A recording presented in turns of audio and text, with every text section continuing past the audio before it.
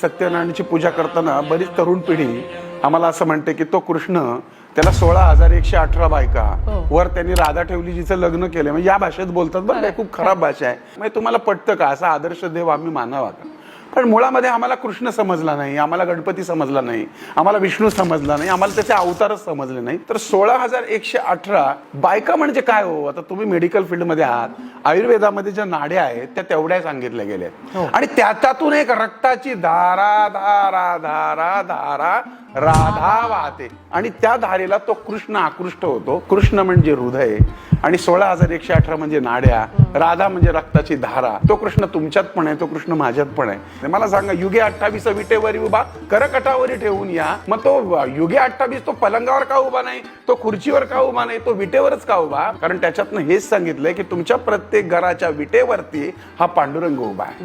मग पांडुरंग का उभा आहे? पुंडली का भेटी परिक्रमा आल्या. पुंडली काय करत होता? तो त्याच्या आई बापाचे हातपाय दाबत होता. ते भजन करताना पांडुरंग आल्यानंतर आईबापाला महत्व देऊन त्यानं वीट भिरकावली आणि त्या विटेवर त्याला थांबवला.